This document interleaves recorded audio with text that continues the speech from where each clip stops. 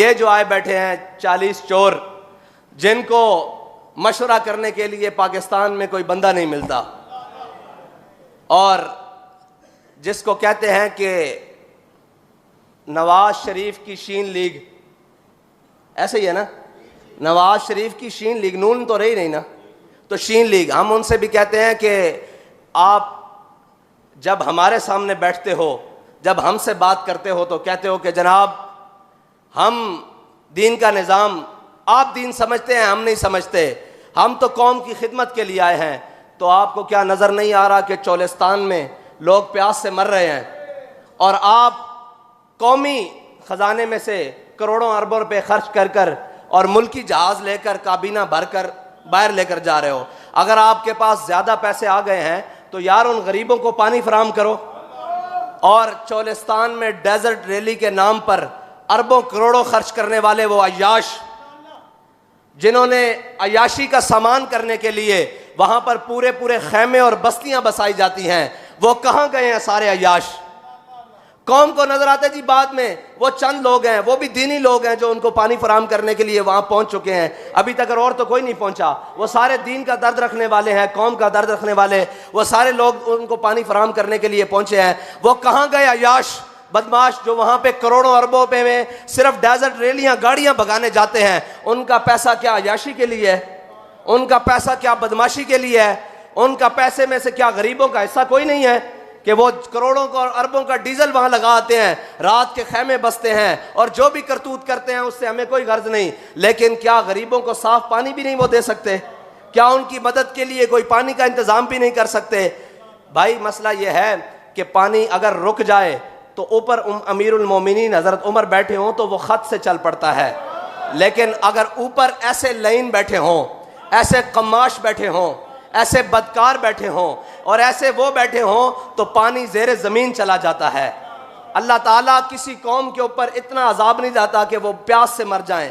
अल्लाह ताला बारिशें बरसा देता है, वो कहीं ना कहीं रहम कर देता है। लेकिन इस कौम जिसने 70 साल से सूद खाया हो, सूद का निज़ाम चलाया हो, अल्लाह और उसके रसूल से दुश्मनी की हो और कुफ़ार से दोस्ती की हो, कुरान में अल्लाह ताला कहता है या अय्युहल्लज़ीना आमनू ला तत्तखिज़ुल यहूदा वन नसारा औलिया बाद मौलिया बाद।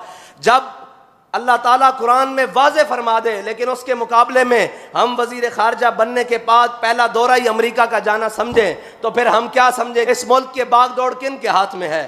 इस मुल्क का मुस्तकबिल किसके हाथ में है? इस मुल्क के साथ खिलवाड़ करने वाले कौन हैं? वो सारे यही तो हैं जो आप और मेरे सामने फिर रहे हैं। कभी इनका किबला अमेरिका होता है, कभी इनका किबला चाइना होता है, कभी इनका किबला रशिया होता है। इन्होंने बैतुल्लाह को कभी किबला माना ही नहीं, इनके दिलों में कभी ईमान उतरा ही नहीं, इन्होंने कभी रब को रब माना ही नहीं, रसूल को रसूल माना ही नहीं। वरना सूद जैसी लानत जिसने आज मुल्की मईशत को, अच्छा जी सारी बातें करते हैं, वो कहते हैं जी मौलवियों ने कख नहीं छोड़ा। अब मुझे बताओ कि मौलवियों ने 200 रुपए का डॉलर किया है? मुल्की मईशत के रिजर्व्स मौलवियों ने खाए हैं, मौलवियों ने सरे माल बनाए हैं, दीनी लोगों ने सरे माल बनाए हैं। इस मुल्क की मईशत के अंदर जितना बेहतरीन किरदार दीनी जमातें और दीनी लोग अदा कर चुके हैं उतना कोई कर ही नहीं सकता, जिन्होंने बगैर किसी फंडिंग के लोगों के बच्चों को तालीम दी है और मुफ्त तालीम दी है और खाना भी दिया है इसी कौम के पैसों से इकट्ठे करके। ना कभी किसी से बाहर मांगने गए हैं, ना कभी किसी के आगे दामन फैलाया है, ना भी कभी किसी को पुकारा है कि आओ हम मर गए, हमसे मदरसे नहीं चलते, हमसे तालीम नहीं दी जाती। आज भी जिसकी सबसे कम तनख्वाह है वो इमाम मस्जिद है। आप पूरे पाकिस्तान में सर्वे कर लें, आज भी जिसकी सबसे कम तनख्वाह है वो मुअज्जिन है मस्जिद का। आज भी जिसकी सबसे कम तनख्वाह है वो, अगर आप उसका सरकारी किसी मुलाजिम से मुवाजना करें तो एक खतीब कम अज कम 20वें ग्रेड का अफसर बनता है। मस्जिद का खतीब 20वें ग्रेड का अफसर बनता है। आप पता करके आए कि वो सरकारी आदमी कितनी मराहत और कितनी तनख्वाहें ले रहा है। और एक खतीब जुम्मा भी पढ़ाता है, जनाजे भी पढ़ाता है, निकाह भी पढ़ाता है और तमाम मसाइल भी लोगों के हल करता है और सारी चीज़ें हल करता है। क्या हमने पाकिस्तान को बिगाड़ा है? आज कहाँ गए वो जो कहते थे जनाब मईशत के लिए मईशत मईशत? आपने पाकिस्तान को उस मकाम पर लाकर खड़ा कर दिया है कि आप इसके अंदर अगर कोई बेहतरी ला सकता है तो वो अल्लाह और उसके रसूल का निज़ाम ला सकता है, और वो सूद से निजात के बाद आ सकती है। वो गुनाह उलमा बैठे हैं, सारी पूरी दुनिया से पूछो, हर गुनाह की अल्लाह ताला ने सज़ा रखी है, लेकिन जितनी बड़ी सूद की सज़ा है उतनी बड़ी किसी की नहीं है। अल्लाह ताला ने सारे गुनाहों के बारे में तफसील दी, लेकिन फरमाया सूद खाने वाला भी, देने वाला भी, लिखने वाला भी, मुआमनत करने वाला भी, इसमें किसी हालत से कोई शरीक हो गया वो भी मरदूद है। ओ पूरा निज़ाम चला के, ओ पूरे मुल्क के अंदर मामलात लिया के अज असी की घटिया 70 साल तो अल्लाह और उसके रसूल ना जंग। वो कहते हैं जी आप मईशत के लिए क्या करेंगे सबसे पहले आके। मैंने कहा हम सबसे जंग लगा लेंगे, अल्लाह और उसके रसूल के सामने सरबसुजुद हो जाएंगे कि या अल्लाह तेरे और तेरे हबीब से जंग हो ही नहीं सकती।